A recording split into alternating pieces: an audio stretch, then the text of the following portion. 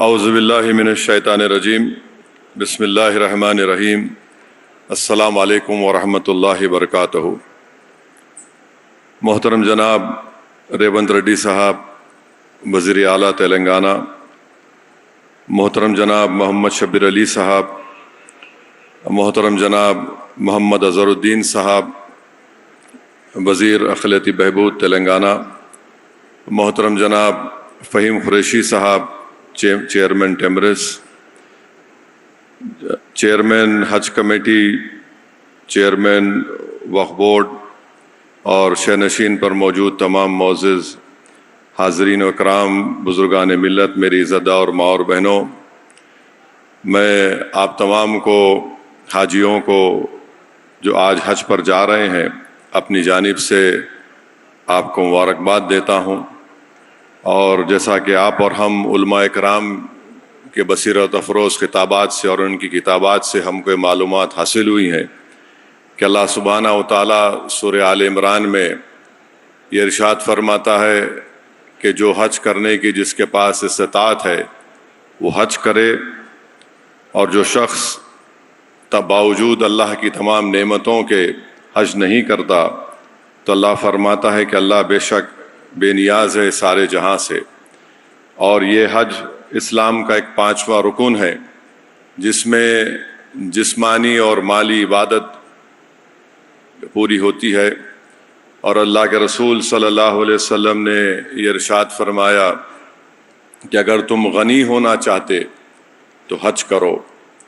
اور ایک اور حدیث میں آیا کہ تم غنی ہونا چاہتے تو حج کرو، اور اگر صحت چاہتے ہو تو سفر کرو۔ تو میں مبارکباد دیتا ہوں ان تمام حاجیوں کو جو آج انشاءاللہ تعالی اور پھر آنے والے دنوں میں یہاں سے اسٹیٹ حج کمیٹی سے روانہ ہوں گے۔ میری اللہ سے دعا ہے کہ اللہ سبحانہ و تعالی آپ کے اس حج کو قبول کرے، اور جیسا کہ آپ جانتے ہیں کہ حج سب سے بڑی چیز، حج کی جو چیز ہے وہ صبر ہے، اور آپ حج کمیٹی سے جا رہے ہیں تو ظاہر ہے آپ کو بڑے صبر کا مظاہرہ کرنا پڑے گا۔ اور ساتھ ہی ساتھ میں وہاں پر ایک ذمہ دار شخص سے بات کیا جو پچھلے 40 سال سے حاجیوں کی خدمت کرتے ہیں، تو انہوں نے مجھ سے کہا کہ آپ حاجیوں کو بتائیے کہ اگر کھانا آپ کو ملتا ہے تو اس کو فوراً کھا لیجئے، اس کو شام تک اٹھا کر مت رکھیے، کیونکہ کسی ایک جگہ پر کچھ ایک ایسے واقعات بھی ہوئے ہیں۔ اور ساتھ ہی ساتھ آپ اپنے ساتھ الیکٹرول لے کے جائیے، وہاں پر کافی گرمی ہے۔ اور تیسری بات یہ ہے کہ جب آپ مزدلفہ جائیں گے تو مزدلفہ میں گروپ کی شکل میں آپ بیت الخلاء کو جائیے، کیونکہ واپس آنے میں بیت الخلاء کے کئی دروازے ہوتے ہیں، مزدلفہ میں ہزاروں لاکھوں لوگوں کا ہجوم ہوتا ہے، تو گروپ کی شکل میں جانے سے واپس آنے تک آپ جس مقام پر ٹھہریں آسانی ہوگی۔ اور پھر جس دن آپ کو کنکر مارنا ہے شیطان کو، تو بہتر یہ ہے کہ آپ لوگ فوراً فجر کے بعد مت نکلیے، رکیے تھوڑا، ظہر کے بعد جا کر آپ شیطان کو کنکر ماریے، دھوپ بھی کم ہو جائے گی۔ تو یہ اہم چیزیں ہیں، میری گزارش ہے کہ آپ اس پر غور کریں۔ اور بہت سے میں دیکھا بہت سے ضعیف حضرات بھی الحمدللہ حج کے لیے جا رہے ہیں، تو رسول اللہ صلی اللہ علیہ وسلم نے حدیث شریف میں فرمایا کہ حج میری امت کے ضعیف لوگوں کے لیے ایک جہاد کی طرح ہے۔ اور میرے عزیز دوستوں اور بزرگوں، احادیث میں آیا کہ اللہ کے رسول صلی اللہ علیہ وسلم نے فرمایا کہ جس نے حج کیا اور پورے حج کے تقاضوں کو پورا کیا تو وہ ایسا نیک ہو جاتا ہے جیسا ابھی اپنی ماں کے پیٹ سے پیدا ہوا ہے۔ حدیث شریف کے الفاظ بھی یہ ہیں کہ جس نے حج کیا اور پھر اس کے بعد جو حج کے مناسک ہیں اس کو ادا کیا، کہ وقوف عرفات میں وہاں پر ٹھہر کر رات گزارتے ہیں اور پھر نماز مغرب اور عشاء ملا کر پڑھتے ہیں۔ حدیث میں آیا کہ رسول اللہ صلی اللہ علیہ وسلم نے فرمایا کہ اللہ اپنی شان کے مطابق فرشتوں سے کہتا ہے کہ دیکھو میں ان پر فخر کرتا ہوں۔ اور حدیث شریف میں آیا کہ جب آپ اپنے بال منڈواتے ہیں، حلق کراتے ہیں، تو ایک ایک بال کے عوض میں اللہ ہمارے آپ کے گناہوں کو معاف فرماتا ہے، آپ کے درجات کو بلند کرتا ہے۔ حدیث شریف میں یہ بھی آیا کہ اتنے گناہ اللہ سبحانہ و تعالیٰ معاف کرتا ہے کہ اگر بارش کے پانی کے قطرے ہو، سمندر کی چھاک ہو، ان تمام گناہوں کو اللہ سبحانہ و تعالیٰ معاف فرماتا ہے۔ اور پھر جب واپس آ کر حاجی طواف کرتا ہے کنکر مارنے کے بعد، کنکر مارتے وقت بھی حدیث میں آیا کہ اللہ سبحانہ و تعالیٰ اس کو نیکیاں دیتا ہے، اس کو اجر دیتا ہے، اس کے درجات کو بلند فرماتا ہے۔ اور جب طواف کرتے ہیں اور طواف مکمل ہونے کے بعد اللہ، حدیث شریف میں آیا کہ ایک فرشتہ حاجی کے کھندے پر ہاتھ رکھ کر اس سے مخاطب ہو کر کہتا ہے کہ اب جاؤ، اللہ تمہارے پورے گناہوں کو معاف فرما دیا۔ تو میرے عزیز دوستوں اور بزرگوں، صرف آب زمزم اور کھجور لا کر اپنے رشتہ داروں کو دینا نہیں ہے۔ حاجی جب جاتے ہیں وہ دیکھتے ہیں کہ اسلام کی سب سے بڑی خوبصورتی اور طاقت یہ ہے کہ جب ایک حاجی حج کرنے جاتا ہے تو مساوات کی تعلیم جو دنیا دیتی ہے ایکوالٹی کی، ہم وہاں پر دیکھتے ہیں کہ دنیا کے کونے کونے سے آتے ہیں لوگ، تو اسلام کی ایک اجتماعی قوت وہاں پر نظر آتی ہے آپ کو کہ کوئی کالا ہے، کوئی گورا ہے، کوئی مختلف قسم کے لوگ ہیں، مختلف زبانیں بولتے ہیں، مختلف لباس پہنتے ہیں، مگر حج کے دوران میں سب ایک ہی لباس پہنتے ہیں۔ زبانیں دوسری بولی جاتی ہیں مگر حج کے دوران میں ان کی زبان پر ہوتا ہے لبیک لبیک۔ یہ اسلام کی ایک بہت بڑی طاقت ہے مساوات کی، جو آپ کو اور ہم کو دیتی ہے۔ ہم واپس آنے کے بعد یہ ہماری ذمہ داری ہے کہ ہم کالے اور گورے میں فرق نہ کریں، ہم بڑے اور چھوٹے میں فرق نہ محسوس کریں۔ یہ بہت بڑی پیغام ہے حج کا کہ دنیا کے کونے کونے سے لوگ آ جاتے ہیں۔ اور آخر میں آپ کو یاد دلانا چاہتا ہوں کہ اللہ کے رسول صلی اللہ علیہ وسلم کا آخری حجۃ الوداع کا جو خطبہ ہے، جس میں اللہ کے رسول صلی اللہ علیہ وسلم نے کیا فرمایا کہ کسی عرب کو کسی عجم پر فوقیت نہیں ہے، کسی عجم کو کسی عرب پر فوقیت نہیں ہے سوائے نیکی اور تقوی کی بنیاد پر۔ اور اسی خطبے میں اللہ کے رسول صلی اللہ علیہ وسلم نے فرمایا کہ اپنی بیویوں کی عزت کرو، خواتین کا خیال رکھو۔ یہ امانت کا لفظ رحمت للعالمین صلی اللہ علیہ وسلم نے استعمال کیا۔ تو امید کرتے ہیں کہ ہمارے حاجی جب واپس آئیں گے حج کر کے، وہ ان تمام چیزوں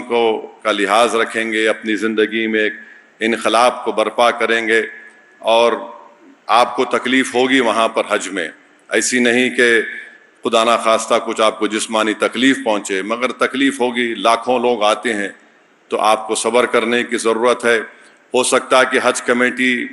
جو ان کی ذمہ داریاں ہیں اس کو پورا نہ کر سکے، تو یقیناً ان پر ہم تنقید بھی کریں گے، مگر آپ کو بڑی صبر کے ساتھ، بڑے احتیاط کے ساتھ اپنے حج کو مکمل کرنا ہے۔ اور میری آپ تمام سے یہ گزارش بھی ہے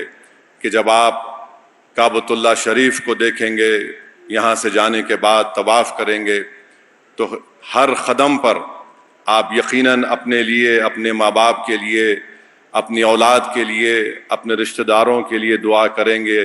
خود کی مغفرت کے لیے دعا کریں گے۔ میری آپ سے ادباً گزارش یہ ہے کہ آپ اپنے وطن عزیز کے لیے بھی دعا کریے۔ ہر لمحے، ہر وقت پر آپ جب دعائیں کرتے ہیں تو دعا کریے کہ اللہ ہمارے اس وطن میں جو لوگ آج مذہب کی بنیاد پر ظلم کر رہے ہیں،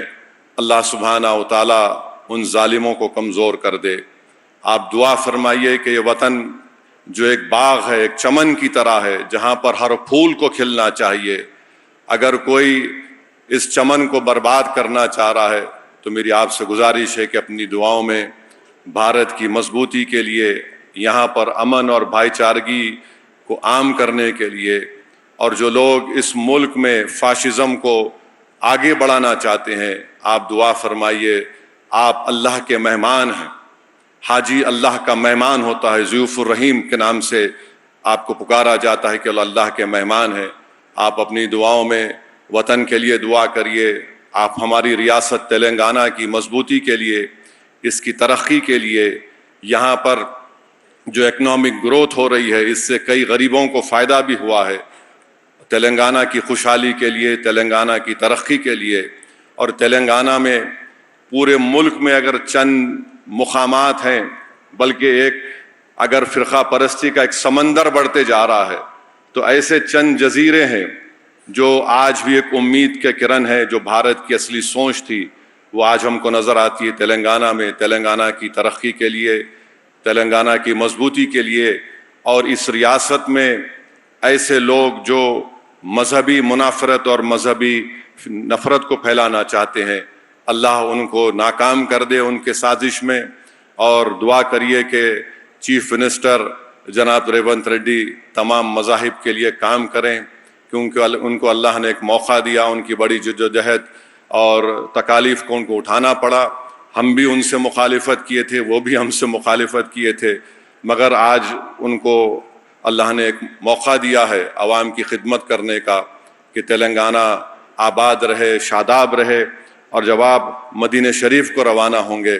تو گنبد خضرا کو دیکھ کر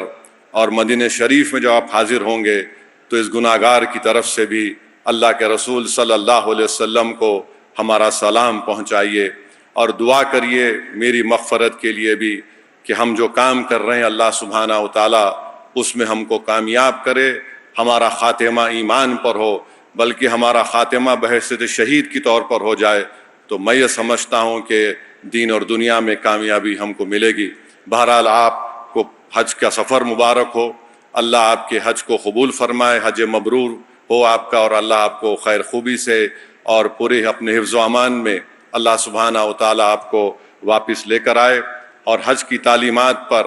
حج میں جو آپ جس رویے سے رہیں گے اپنے ماں باپ کے ساتھ، اپنی بیوی کے ساتھ، اپنی بیٹیوں کے ساتھ، وہ خاص اس کا خیال رکھیے۔ چھڑ پنا یہ سب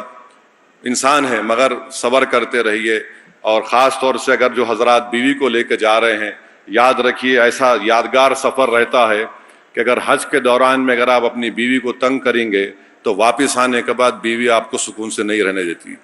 تو احتیاط کریے۔ اور میں دیکھا ہوں لائٹر وین میں چیف منسٹر بھی اپنے گھر میں کچھ اور رہتے، باہر کچھ اور رہتے، یہ سب ہمارا یہ ایک ہی ہمارا معاملہ ہے، گھر میں ہمارے کو احتیاط سے رہنا پڑتا، باہر جا کے ہم یہ تمام باتیں بے باکی سے کرتے ہیں۔ بہرحال آپ تمام کو مبارکباد، اور دعا کرتے رہیے ہم تمام کے لیے، ہمارے لیے، سب کے لیے، کہ اللہ سبحانہ و تعالی ہم کو ہمارے نیک مقاصد میں کامیاب کرے، آپ کی سیاسی قیادت کو اللہ پورے ملک میں مضبوط کرے۔ وآخر دعوانا الحمدللہ رب العالمین۔